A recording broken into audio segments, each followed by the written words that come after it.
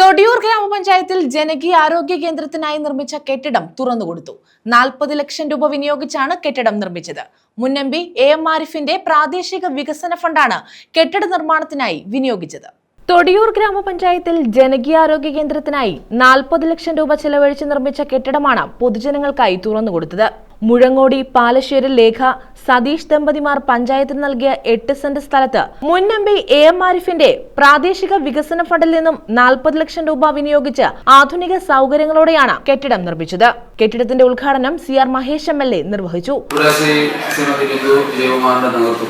പുതിയ ഭരണസമിതിയുടെ നേതൃത്വം വന്നതിന് ശേഷം പല പദ്ധതികളും വളരെ വേഗത്തിലാക്കുവാനും പൂർത്തീകരിക്കുന്നതിനും ഒരു ജനപ്രതിനിധി എന്നുള്ള നേരത്തെയും പഞ്ചായത്ത് അംഗമായിരുന്നു, തൊടിയൂർ വിജയൻ നേരത്തെ പഞ്ചായത്ത് അംഗമായിരുന്നു. അങ്ങനെ അനുഭവ പരിചയമുള്ള ആളുകളുടെ ഒക്കെ സേവനം ഉപയോഗപ്പെടുത്തിക്കൊണ്ട് വളരെ കാര്യക്ഷമമായ രീതിയിൽ വളരെ വേഗത്തിൽ ഈ പ്രവർത്തനങ്ങൾക്ക് ഇപ്പോൾ നേതൃത്വം കൊടുക്കുന്നു എന്നുള്ളതും സന്തോഷമാണ്.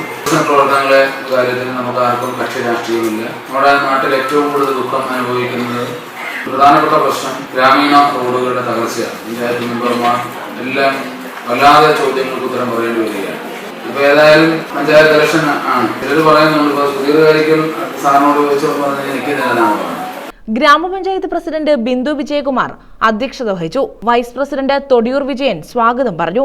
വസ്തു ലഭിക്കാൻ പരിശ്രമിച്ച മുൻ ഗ്രാമപഞ്ചായത്ത് പ്രസിഡന്റ് ബിന്ദു രാമചന്ദ്രനെ MLA ആദരിച്ചു. ജില്ലാ പഞ്ചായത്ത് സ്ഥിരം സമിതി അധ്യക്ഷൻ അനിൽ എസ് കലേലി ഭാഗം, ബ്ലോക്ക് സ്ഥിരം സമിതി അധ്യക്ഷൻ T രാജീവ്, ഗ്രാമപഞ്ചായത്ത് സ്ഥിരം സമിതി അധ്യക്ഷരായ ഷബ്ന ജവാദ്, K ശ്രീകല, ബ്ലോക്ക് പഞ്ചായത്ത് അംഗങ്ങളായ സുധീർ കാരിക്കൽ, സുനിത അശോക്, ഗ്രാമപഞ്ചായത്ത് അംഗങ്ങളായ നജീം മണ്ണേൽ, CO കണ്ണൻ, തൊടിയൂർ വിജയകുമാർ, പുളിമൂട്ടിൽ ശുഭകുമാരി, K Dharmadas, T Indran, L Sunitha, Jagadamma തുടങ്ങിയവർ പങ്കെടുത്തു. News bureau, Karunagappally.